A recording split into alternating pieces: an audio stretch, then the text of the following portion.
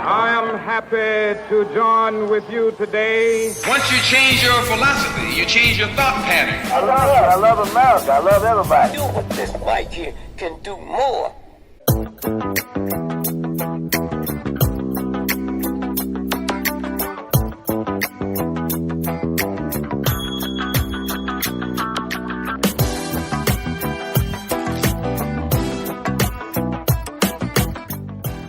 What's good, man?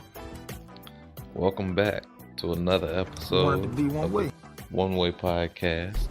I'm your host, Lorenza, and quite frankly, it is playoff basketball time. The games have ended. Toronto won. The Golden State Warriors won.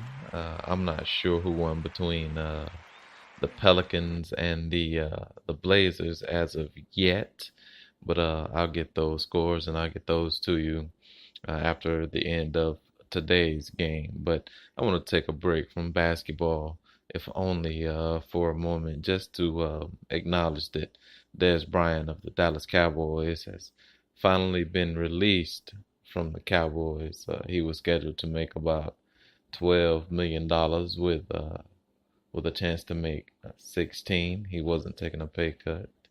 And in not taking a pay cut, the Cowboys decided to release him. This happens in football all the time. It happens to some of the best football players all the time. So nothing to see there as far as any of that stuff is concerned. But what I'd like to address is something that is probably unnecessary to address, but I'm me, and I'll address it as such.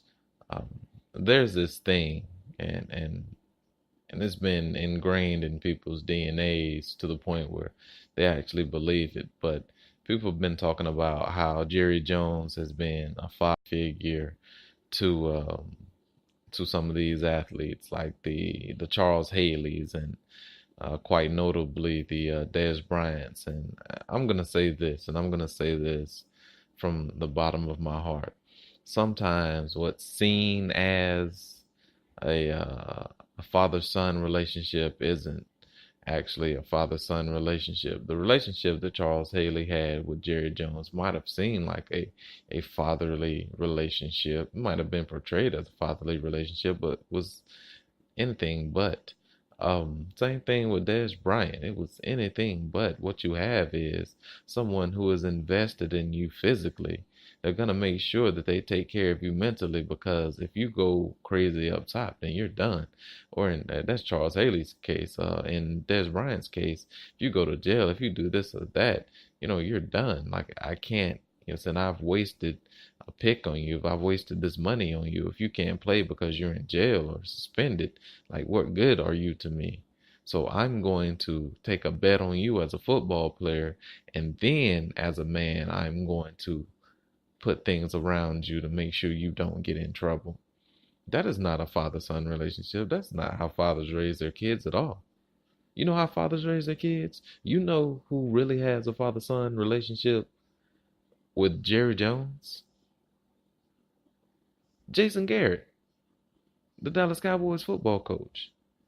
He's giving his son every opportunity to fail.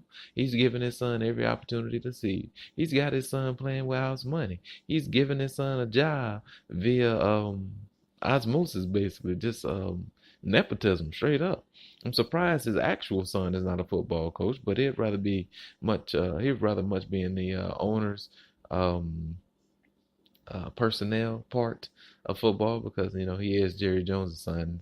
Coaching is probably beneath him, and that's really the only reason why Jerry Jones doesn't coach himself, because coaching is actually beneath him, although he's doing it through his son, Jason Garrett. Now, this Dez Bryant thing just took a full turn. So, but that's what I like about doing things like this, and it's just something I noticed. Jerry Jones has a real father-son relationship with Jason Garrett. Now, that's a father figure, Jason Garrett. The Dez Bryant, you don't let your son go, do you? Obviously you don't, because they still have Jason Garrett, man. We out.